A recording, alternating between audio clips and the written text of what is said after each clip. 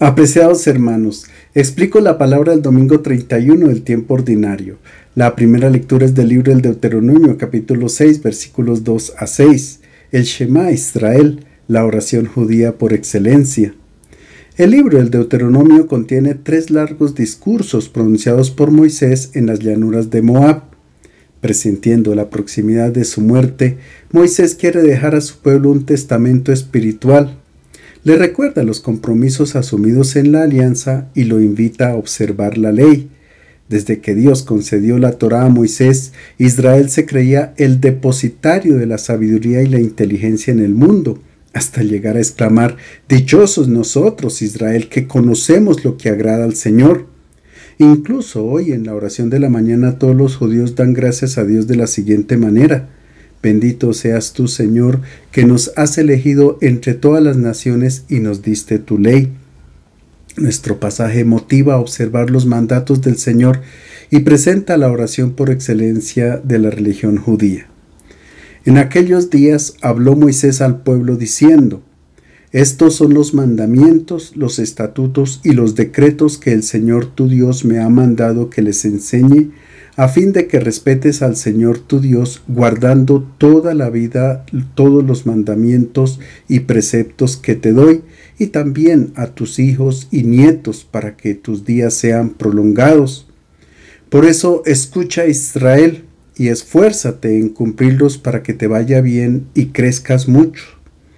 Ya te dijo el Señor Dios de tus padres, es una tierra que emana leche y miel. Escucha, Israel, el Señor nuestro Dios es solamente uno. Amarás al Señor tu Dios con todo el corazón, con todo el alma, con todas las fuerzas. Las palabras que hoy te digo quedarán en tu memoria». Nuestro pasaje inicia con la exhortación a temer al Señor. No se trata de una invitación al miedo. El miedo presupone una imagen de Dios que es totalmente incompatible con la revelación del rostro de Dios que nos ha enseñado Jesús de Nazaret. La expresión temer al Señor en el Primer Testamento indica no solamente reverencia y respeto, sino la disposición para obedecer a la voluntad divina. Cuando Abraham, obedeciendo las órdenes del Señor, extendió su mano y tomó el cuchillo para sacrificar a su hijo, el ángel del Señor le gritó: «No extiendas tu mano contra el muchacho ni le hagas nada, porque ahora sé que temes a Dios». Temer a Dios es presentarse ante Él con una actitud de entrega total y estar dispuestos a realizar cualquier cosa que Él pida, no por miedo a un castigo, sino para corresponder a su infinito amor. En otras palabras, temer a Dios es manifestarle nuestra confianza sólida para creer que Él nunca falla, por tanto, puede dar mi adhesión incondicional a su voluntad. En el libro del Deuteronomio, los verbos temor y amor son intercambiables, se emplean indistintamente para expresar una entrega exclusiva al Señor. En nuestro pasaje, el autor promete vida en abundancia para quien teme al Señor y luego presenta el Shema Israel, llamado así porque comienza con el verbo hebreo shama, que significa escuchar. Para el judaísmo, el verbo escuchar significa oír con los oídos, acoger en el corazón y obrar en coherencia con lo que se oye y se acoge. El Shema es la más grande profesión de fe para un judío y proclama la unicidad de Dios. El Señor es nuestro Dios, el Señor es solamente uno. Poco a poco Israel comprendió que Dios tenía que ser único, universal y con un rostro bello. El problema no es el ateísmo, sino el politeísmo. Nos hemos creado muchos ídolos. Ligamos el corazón a ellos y nos engañan porque prometen satisfacción, serenidad y paz, pero luego traicionan, esclavizan y deshumanizan a quienes los veneran. Consciente de este peligro, todo israelita siente la necesidad de confesar: el Señor es uno. Luego viene la exhortación: amarás al Señor tu Dios. El profeta Oseas presenta a un Dios que ama de modo gratuito e incondicional como un esposo ama a su esposa. Dijo Dios: Israel, Israel, yo volveré a casarme contigo y serás mi esposa para siempre. Cuando tú seas mi esposa, realmente llegarás a conocerme, seré para ti un esposo fiel, sincero y lleno de amor. Cuando Jerusalén piensa que Dios la ha abandonado, el profeta Isaías le comunica las palabras del Señor. ¿Puede una mujer olvidar a su niño de pecho sin compadecerse del hijo de sus entrañas? Aunque ella se olvidara, yo no te olvidaré. El Shema Israel pide corresponder al amor de Dios con todo el corazón. Para el pensamiento judío, el corazón es la sede de todos los pensamientos y decisiones. Amar a Dios con todo el corazón quiere decir que no puede haber espacios en el corazón que no pertenezcan al Señor. No puede haber espacios reservados para los ídolos, porque Dios quiere la felicidad completa para el ser humano. El Shema pide amar a Dios con toda el alma. El alma en la Biblia equivale a la vida. No se puede malgastar ni un instante de la vida estando en desacuerdo con el proyecto del Señor.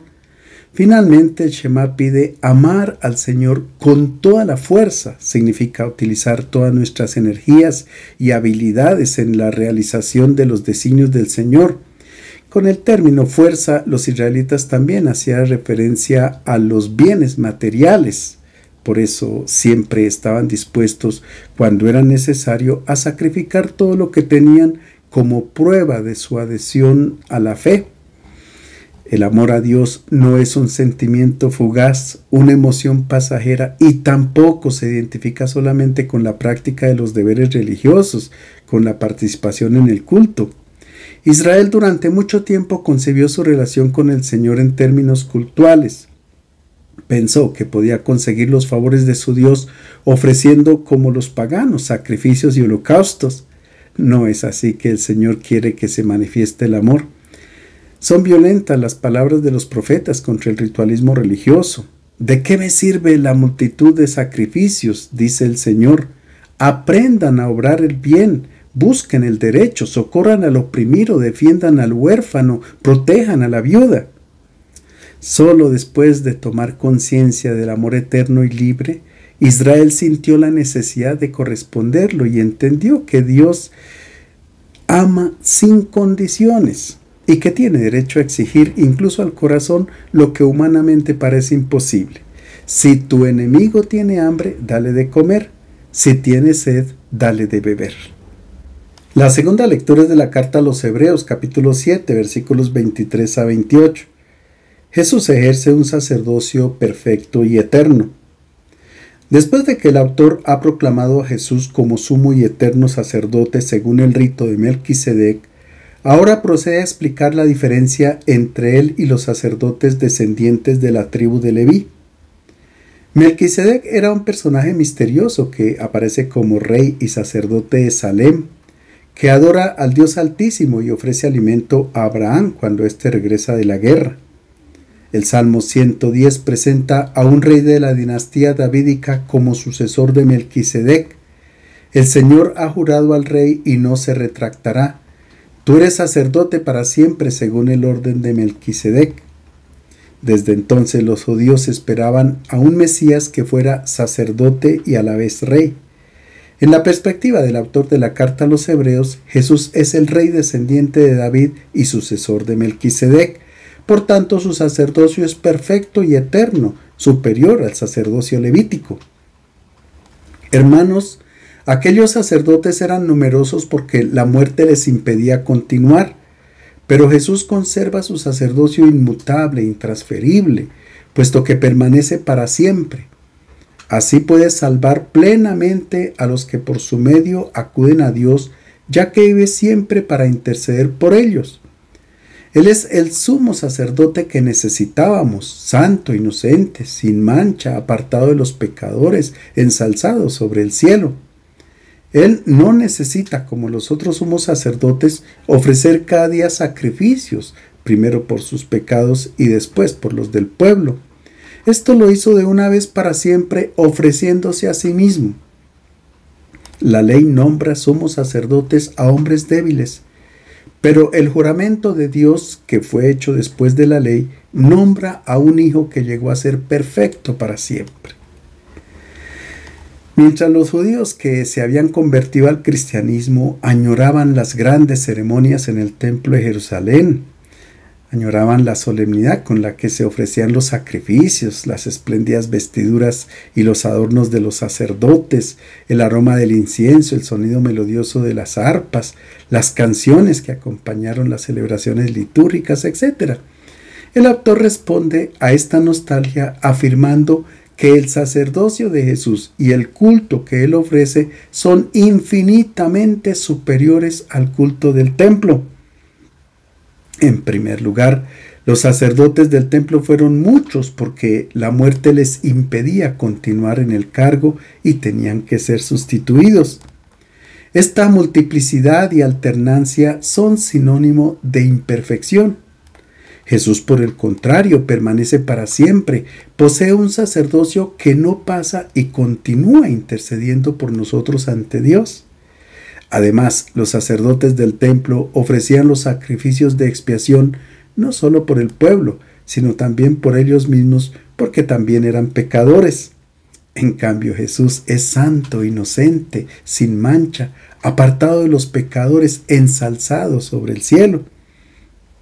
Finalmente, Cristo es superior porque no ha ofrecido sacrificios materiales como lo hicieron los sacerdotes del templo, que ofrecían bueyes, palomas, corderos y frutos de la tierra. Estos sacrificios tenían que ser repetidos continuamente porque no podían obtener la salvación. Jesús, en cambio, dio su vida de una vez para siempre. El autor declara que el culto ofrecido por Cristo es totalmente diferente. También los sacrificios de los cristianos son diferentes de los del templo. Son sacrificios espirituales y consisten en el don de la vida para servir a los hermanos como lo ha hecho Cristo. El Evangelio es de San Marcos, capítulo 12, versículos 28 a 34. Un escriba pregunta a Jesús cuál es el mandamiento principal. Después de la curación del ciego de Jericó, Jesús continúa su viaje hacia Jerusalén con un nuevo discípulo que ve claramente y lo sigue en el camino. El maestro llega a Jerusalén cuando la ciudad está repleta de peregrinos que quieren celebrar la Pascua. Algunos conocen a Jesús, otros habrán oído hablar de él y quieren verlo porque saben que ha curado a muchos enfermos y ha realizado prodigios. En general la gente quiere a Jesús, pero el conflicto con las autoridades religiosas llega a su punto más crítico. Como Jesús enseña con autoridad y su enseñanza es nueva porque no está de acuerdo con la tradición, los escribas y fariseos lo consideran un herético que expulsa incluso demonios con el poder de Belcebú, príncipe de los demonios. Las autoridades religiosas buscaban la manera de prender a Jesús, pero tenían miedo a la multitud. Jesús entró en el templo y expulsó a todos los mercaderes. Estaba indignado porque habían hecho de la casa de oración una cueva de ladrones. Jesús atacó no solamente el comercio religioso, que dejaba grandes sumas de dinero como ganancia, sino la relación comercial con Dios. Los guías espirituales de Israel habían enseñado al pueblo que para calmar la ira de Dios, obtener sus favores y evitar desventuras tenían que ofrecerle sacrificios, holocaustos, inciensos, ofrendas, etc. Pero la gente no podía ejercer este culto directamente, tenían que hacerlo a través de mediadores que eran los sacerdotes del templo. Jesús enseñaba que no había que ofrecer nada a Dios porque el Padre del Cielo concede sus beneficios de manera gratuita a todos sus hijos, incluso a los malvados. Esta nueva enseñanza no era bien vista por las autoridades religiosas porque si Dios es amor incondicionado, como predica Jesús, entonces su profesión no tiene razón de ser y el culto del templo tendría que desaparecer y la pérdida económica es enorme. Dios no pide nada a cambio, su amor es infinito e incondicional. Por eso nuestra oración y nuestro culto no está enfocado en recibir favores, pedir cosas de una u otra índole, no, sino en llegar a asemejarnos a Él, pensar como Él y tener sus mismos sentimientos. Después de narrar la expulsión de los comerciantes del templo, San Marcos presenta 7 controversias de las autoridades religiosas con Jesús. Los ancianos, los sumos sacerdotes, escribas, fariseos, saduceos quieren poner trampas a Jesús para tener un motivo de que acusarlo. Nuestro pasaje se ubica en este contexto polémico y es la quinta de las controversias. Cuando uno de los escribas se acercó, los oyó discutir, y reconociendo que Jesús les había contestado de manera bella, le preguntó: ¿cuál mandamiento es el primero de todos? El escriba de nuestro pasaje se acerca a Jesús con una actitud distinta de los anteriores, porque no lo mueve el odio hacia el maestro, sino que ha oído cosas buenas de Jesús y quiere saber qué piensa él de los mandamientos.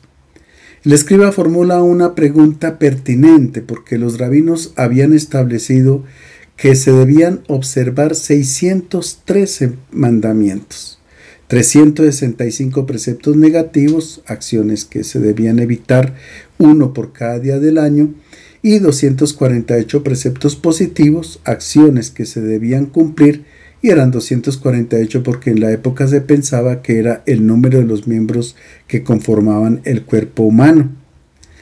Algunos de estos preceptos eran considerados menos importantes y otros más graves, pero la obligación de observarlos todos era igualmente rigurosa. El escriba quería saber de qué mandamiento pende o depende toda la ley. Esta pregunta es muy importante porque a la base de todos nuestros comportamientos está un mandato o una convicción que nosotros la retenemos como principal. De ella depende todo el resto de nuestras acciones. Más adelante Jesús nos dirá cuál es el primero de los mandamientos para que nosotros también lo adoptemos y hagamos depender todos nuestros comportamientos de él. En tiempos de Jesús se debatía si era posible reducir este alto número de mandamientos a lo esencial, y circulaban varias opiniones. Algunos rabinos consideraban imposible tal reducción. Se cuenta que un día el rabino Shammai quiso castigar a un pagano que, queriendo hacerse judío rápidamente, le había pedido un resumen de la ley de Dios. Otros rabinos eran bastante razonables, se daban cuenta de que la gente nunca podía aprender tantos preceptos y mucho menos cumplirlos. Jesús no estaba de acuerdo con los escribas que complicaban la vida de la gente sencilla, cargando sobre sus hombros un yugo insoportable de prescripciones minuciosas, fruto de la tradición y que ellos no eran capaces de mover con un dedo.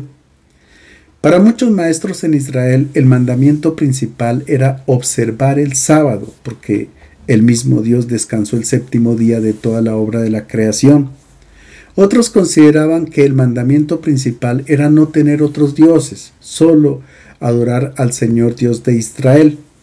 Era famosa la opinión de Rabbi Hillel: lo que no quieras para ti, no lo hagas a tu prójimo. Esta es toda la ley y el resto es solo un comentario. Rabbi Akiva enseñaba: amarás a tu prójimo como a ti mismo. Este es el gran principio de la ley.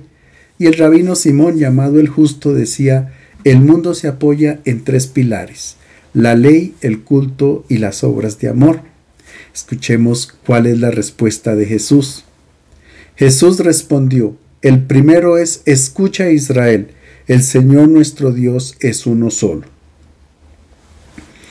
La respuesta que da Jesús al escriba está tomada de la más conocida de las oraciones de su pueblo: escucha, Israel, en hebreo Shema Israel. En el libro del Deuteronomio, Dios pide a su pueblo que lo escuche a él, que no escuche otros dioses, que no preste atención a los ídolos. El primer mandamiento es escuchar a Dios. No es fácil escuchar, fácil es oír. Nuestro oído se activa automáticamente cuando alguien habla, pero escuchar significa involucrarse emotivamente en el diálogo con la otra persona. A finales del siglo I, todo judío piadoso comenzó a recitar la oración del Shema 2 veces al día, en la mañana y en la noche. Y siguiendo una antigua tradición, se cubría los ojos con la mano derecha, porque el israelita es uno que no ve a Dios, sino que lo escucha. Cubriéndose los ojos bloqueaba las distracciones del mundo exterior y se enfocaba en las palabras para sentir la conexión con Dios. Si no creamos silencio interior, si no callamos nuestras ideas o convicciones, no propiciamos el ambiente para acoger la voz del Señor que habla. Lo oiremos, pero no seremos capaces de escuchar e interiorizar su palabra.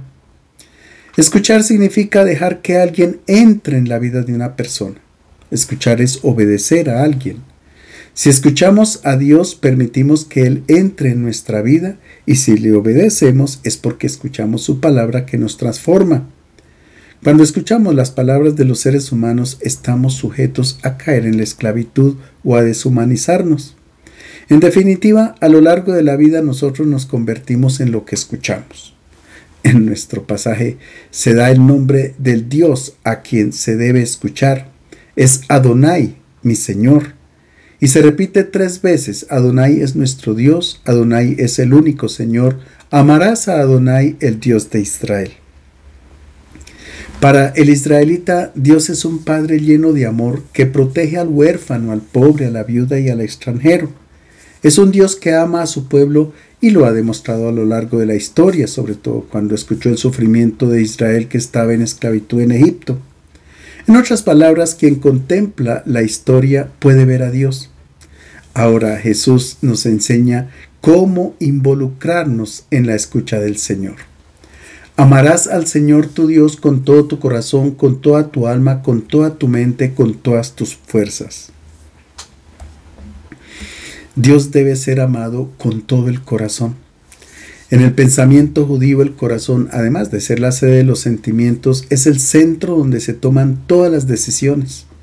Amar a Dios con todo el corazón significa involucrar nuestra vida con la de Él, estar en sintonía con sus pensamientos y sus designios. En la religión griega se podía adorar al mismo tiempo varios dioses: Zeus, Dionisio, Hermes, Mercurio, etc. Pero el Dios de Israel pide un amor con todo el corazón porque es un Dios celoso. No soporta que el ser humano adore a los ídolos, porque así nunca podrá ser feliz. En el Shema Israel también se pide amar a Dios con toda el alma, nefesh en hebreo. Esta palabra indica el aliento vital de la persona, toda su vida. Cada momento de la vida se tendrá que orientar hacia Dios. También se pide amar a Dios con todas las fuerzas, mekol meodeja en hebreo, que literalmente significa con todo lo mucho, es decir, con todo lo que posees, con todos los dones que has recibido de Dios, todo lo destinas al servicio del proyecto de Dios para con el ser humano. Ahora Jesús introduce una novedad al Shema. Añade que hay que amar a Dios con toda la mente, es decir, con el intelecto, con el estudio. Es una decisión de amar con la razón.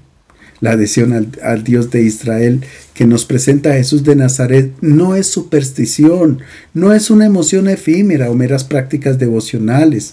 Debe involucrar la mente, debe ser el fruto de una decisión correcta, bien ponderada, debe satisfacer la razón. Quien no dedica tiempo al estudio de la palabra de Dios o se desinteresa de temas teológicos y no es capaz de dar razón de su propia fe, no puede decir que ama a Dios con toda la mente. Y ahora Jesús agrega un segundo mandamiento en su respuesta. El segundo es: amarás al prójimo como a ti mismo. No hay mandamiento mayor que estos.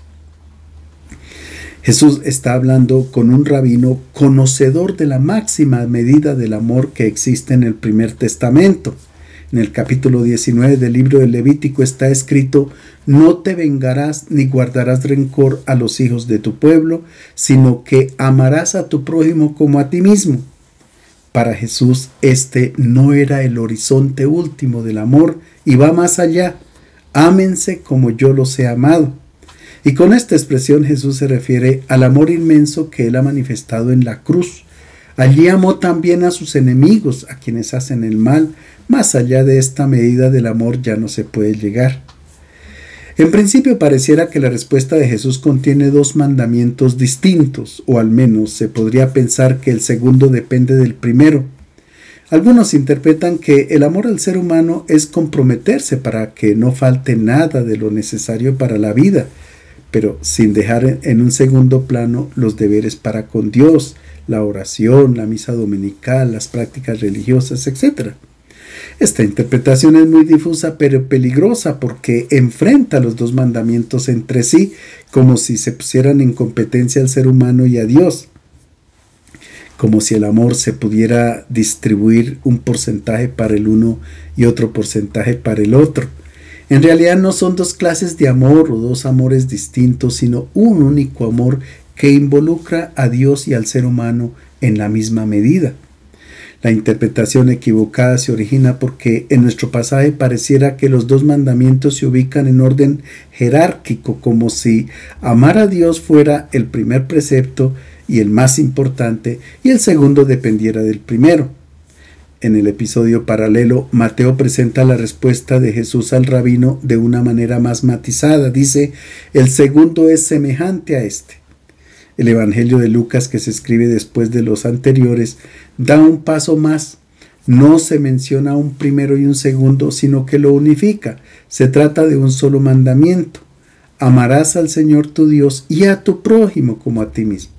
Además, Lucas continúa con la historia del buen samaritano, explicando que el amor a los hermanos pedido por Jesús es incondicional y debe alcanzar a todo hermano que encontramos por los caminos de la vida, aunque sea un extranjero o un enemigo. En todo el resto del Nuevo Testamento ya no se habla más de dos mandamientos que resuman la ley, sino de uno solo, es el amor al prójimo. En el Evangelio de Juan, Jesús declara, este es mi único mandamiento, que se amen unos a otros como yo los he amado. Y Pablo afirma que quien ama al prójimo ha cumplido toda la ley. De hecho, los mandamientos, no cometerás adulterio, no matarás, no robarás, no codiciarás y cualquier otro precepto se resumen en este, amarás al prójimo como a ti mismo. El amor es el cumplimiento pleno de la ley, dice a los romanos. Escribiendo a los Gálatas, el apóstol es aún más explícito, porque toda la ley se cumple en un precepto, amarás a tu prójimo como a ti mismo. Los dos mandamientos no se pueden separar porque constituyen la manifestación de un único amor que involucra a Dios y a sus hijos. Es el amor de Dios que por medio de nosotros llega a nuestros hermanos. Como dice Juan, si uno dice que ama a Dios mientras odia a su hermano es un mentiroso. Quien no ama a su hermano miente, porque si no ama al hermano a quien ve, no puede amar a Dios a quien no ve. Si eliminamos a Dios de nuestra vida, es difícil encontrar el fundamento sólido de un amor incondicionado al hermano, un amor que llega incluso a quien hace el mal. Escuchemos ahora la respuesta del rabino. El escriba respondió, muy bien, maestro, es verdad lo que dices. El Señor es uno solo y no hay otro fuera de él. Que amarlo con todo el corazón, con toda la inteligencia y con todas las fuerzas y amar al prójimo como a uno mismo vale más que todos los holocaustos y sacrificios. Al ver Jesús que había respondido acertadamente, le dijo, no estás lejos del reino de Dios. Y nadie se atrevió a hacerle más preguntas. El escriba repite las mismas palabras que había pronunciado Jesús y recibe su elogio porque él ha entendido que la práctica religiosa sin la práctica del amor al prójimo no le interesa a Dios. El rabino que conoce las Escrituras hace referencia en primer lugar al libro de los Proverbios. Hacer justicia y equidad para el Señor vale más que un sacrificio. Y recuerda también la exclamación del salmista, tú no quieres sacrificios ni ofrendas, no pides holocaustos ni víctimas. Entonces yo digo, aquí estoy, deseo cumplir tu voluntad, Dios mío, llevo tu enseñanza en mis entrañas. Sin lugar a duda que el amor es inmensamente más valioso y aceptable a Dios que cualquier ofrenda. También Jesús, citando al profeta Oseas, se ha dirigido en repetidas ocasiones a los fariseos con la invitación, vayan a aprender lo que significa misericordia quiero y no sacrificios. A Dios no le interesa el perfume del incienso ni las solemnes liturgias, sino que se ame al hermano, al prójimo, que nos comprometamos para que el hermano tenga vida. Jesús dice al escriba, no estás lejos del reino de Dios. Es una conclusión que sorprende porque no le dice qué le falta para entrar al reino, ni lo invita a seguirlo como había hecho antes con el rico. Ve, vende cuanto tienes y dáselo a los pobres y tendrás un tesoro en el cielo. Después sígueme. En la perspectiva teológica de Marcos, Jesús ya está en Jerusalén, ha alcanzado su meta y ha finalizado el camino. Quienes lo siguieron, los que vieron sus obras, escucharon sus palabras y entendieron su mensaje, los que se dejaron abrir los ojos y como el ciego Bartimeo se unieron a los discípulos en el camino, están ya en capacidad de dar la vida como él. El escriba está cerca del reino porque ha hecho un camino espiritual. En primer lugar, se acercó a Jesús sin prejuicios ni odios, solo buscando la verdad. Como sabe que Jesús dice la verdad, ahora quiere saber de qué mandamiento pende toda la vida de una persona. Luego el rabino reconoce que Jesús ha hablado de manera bella y concuerda en que es del amor a Dios y al prójimo que derivan todas las decisiones de la vida. Finalmente, el rabino superó la concepción religiosa de la época que consideraba que la relación con Dios consistía en un comercio de dones, donde los sacerdotes del templo eran los únicos intermediarios. Ahora el rabino está listo para acoger la propuesta de mundo nuevo hecha por Jesús, por eso no está lejos del reino. San Marcos no nos deja saber qué pasó después, tan solo deja que el lector o quien escuche el Evangelio tome la decisión que debía tomar el escriba. Les deseo un feliz domingo.